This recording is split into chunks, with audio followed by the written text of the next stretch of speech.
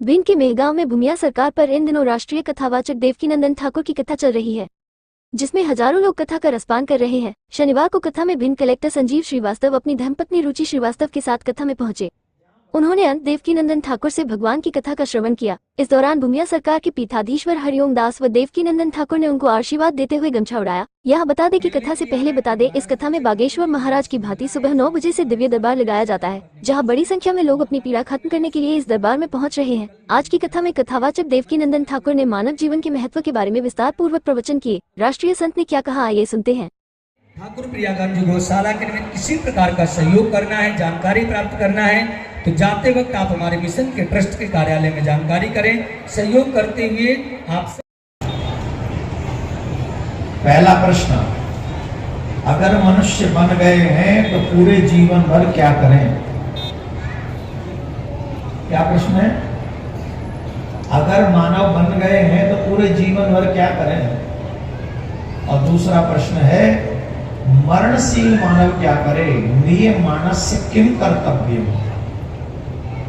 जिसकी मृत्यु निश्चित है वो मनुष्य क्या करे? दोनों ही प्रश्न हमारे लिए इंपॉर्टेंट है। कैसे इंपॉर्टेंट है, महत्वपूर्ण कैसे है, सुनिए।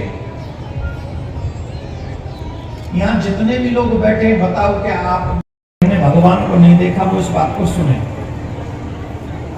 पृथ्वी जो विराट स्वरूप है भगवान का, महितो महियान, बड़े से बड़ा, अड़ोड़िया में महितो महियान, बड़े से बड़ा भगवान विराट स्वरूप क्या है? भगवान की कटी से नीचे के जो अंग हैं वो पृथ्वी के नीचे जो 7 लोक हैं वो है। 7 लोक पृथ्वी के नीचे हैं और 7 लोक पृथ्वी के ऊपर हैं। समझ में आ गई? तो जो कटी से नीचे का भाग है भगवान का, वो पृथ्वी के नीचे है। और चंद्र सूर्य भगवान के नेत्र हैं।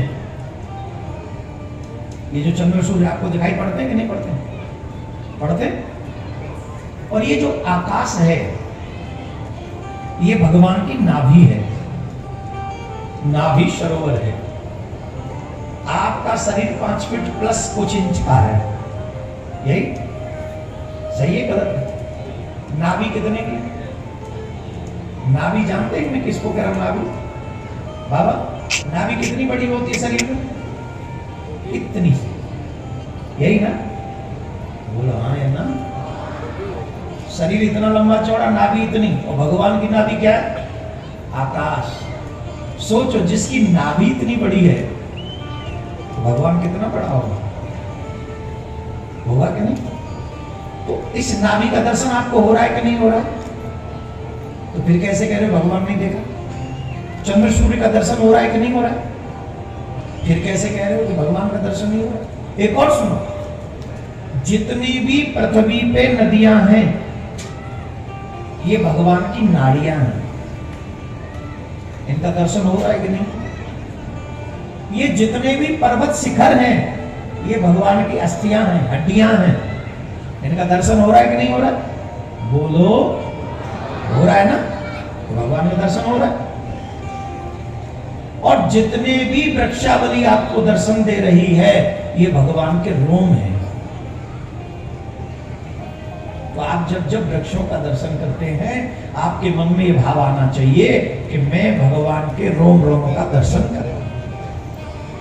और एक निवेदन हम आपसे अभी कर दें, क्योंकि आप कथा सुन रहे हैं इसलिए आपका मन अच्छा होगा। मन अच्छा होगा तो आपको ये बात समझ में भी आएगी। कभी भी अकारण किसी वृक्ष को नहीं काटना चाहिए।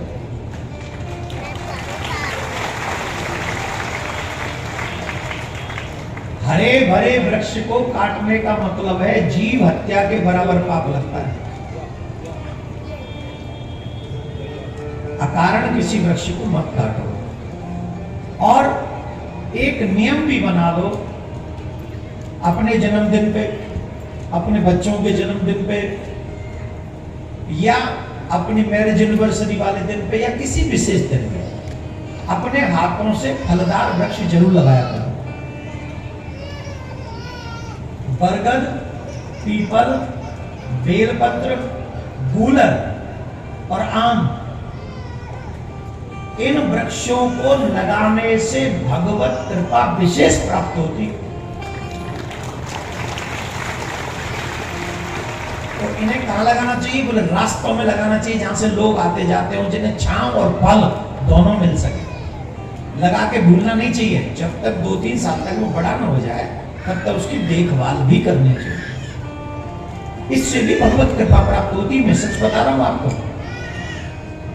और ये छोटा सा काम है, कोई बहुत बड़ा काम नहीं। आप लगा सकते हैं, लगाना चाहिए। ये ऑक्सीजन भी तो देते हैं ना।